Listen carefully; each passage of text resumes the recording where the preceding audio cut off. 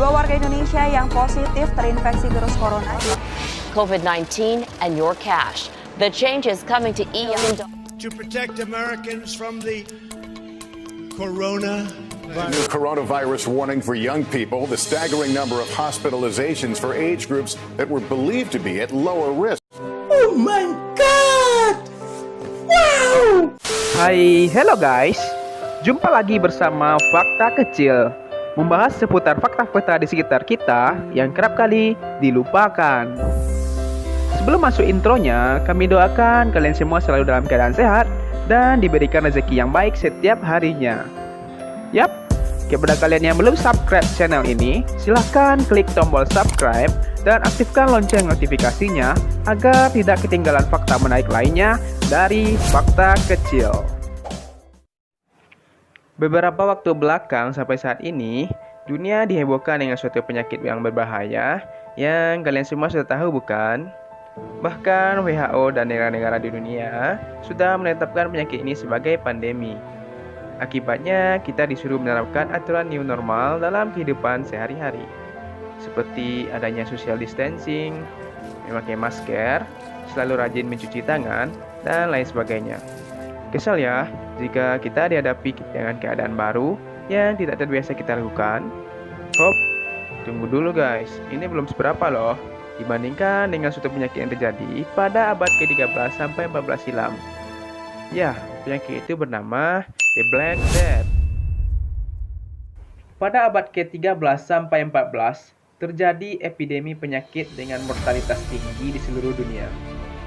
Penyakit ini disebut dengan The Black Death, atau disebut juga dengan penyakit sampar, pest, atau nama lainnya bubonic plague. Penyakit sampar atau pest disebabkan oleh Yersinia pestis yang menginfeksi rodensia, terutama tikus. Lalu menular ke manusia melalui gigitan kutu. Penyakit sampar menyebabkan demam, pembengkakan kelenjar limfa, dan bercak-bercak merah di kulit. Sehingga wabah sampar disebut dengan bubonic plague, yang artinya bubo, memiliki arti inflamasi dan pembengkakan kelenjar limfa. The Black Death membunuh hampir 100 juta penduduk di seluruh dunia dalam tempo waktu 300 tahun. Hampir sepertiga populasi Eropa meninggal karena penyakit tersebut.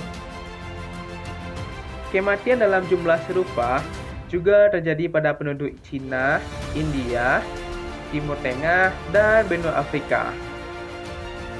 The Black Death dimulai pada awal tahun 1330 dan pertama kali meletus di negara Cina. Pada waktu itu, Cina merupakan pusat perdagangan paling ramai di dunia, sehingga epidemi sampar dengan cepat meluas ke Asia Barat dan Eropa. Pada bulan Oktober tahun 1347, sejumlah kapal dagang Italia kembali dari perairan di Laut Hitam yang merupakan kunci penghubung perdagangan Eropa dengan Cina. Ketika kapal berlabuh di Bandar Messina di Sisilia, banyak penumpang kapal yang telah meninggal karena penyakit tersebut. Dalam waktu beberapa hari, penyakit ini menyebar ke seluruh kota dan sekitarnya. Korban penyakit sampar meninggal dengan cepat, sehingga dilukiskan dengan ironis oleh penulis Italia Giovanni Boccaccio dalam bukunya De Decameron pada tahun 1351, yang translate bahasa Indonesianya, para korban makan siang bersama teman-teman dan makan malam bersama nenek moyang di Nirvana. Penyakit ini dibawa melalui tikus kapal yang terserang kutu-kutu yang telah terinfeksi pes dari tikus-tikus di Cina. Mula-mula, penduduk percaya bahwa penyakit sampar merupakan kutukan dari Tuhan. Salah satu cara yang dilakukan penduduk untuk mencegah epidemi adalah mengubur korban sampar yang meninggal secepatnya. Tetapi, upaya itu ternyata tidak membantu menurunkan wabah. Orang menarik pelajaran bahwa satu-satunya cara yang efektif untuk mengatasi The Black Death adalah dengan mengisolasi individu yang terkena penyakit sampar beserta keluarganya, atau bahkan melakukan karantina seluruh penduduk selama 40 hari. Periode karantina pertama kali diberlakukan oleh otoritas kesehatan di kota-kota Italia Utara pada akhir abad ke-14. Kemudian secara bertahap diadopsi oleh seluruh negara Eropa selama 300 tahun sampai wabah sampar menghilang. Periode karantina 40 hari ditentukan berdasarkan pengamatan para dokter dan pejabat kesehatan di Italia pada masa itu. Dikatakan bahwa waktu yang diperlukan sejak terpapar oleh agen infeksi hingga kematian berkisar 37 sampai 38 hari.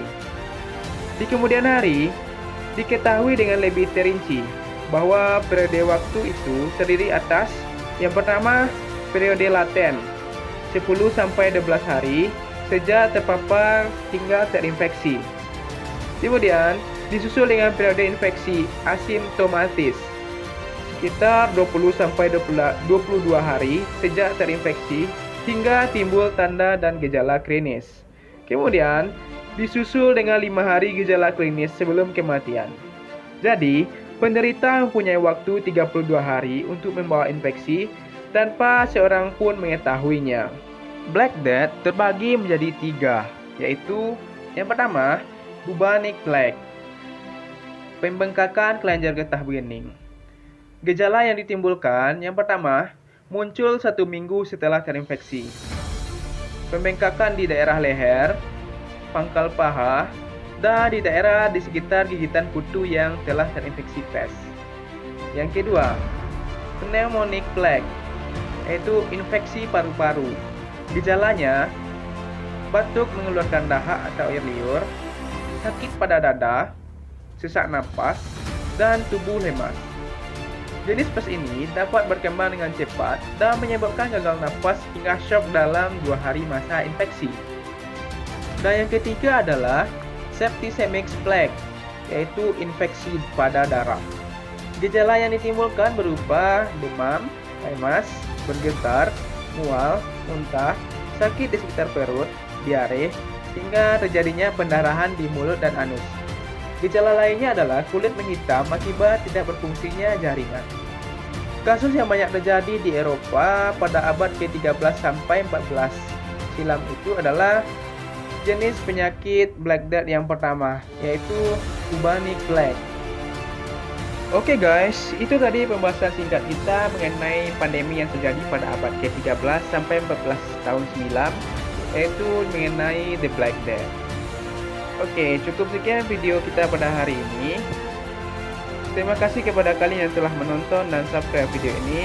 Sampai jumpa di video selanjutnya.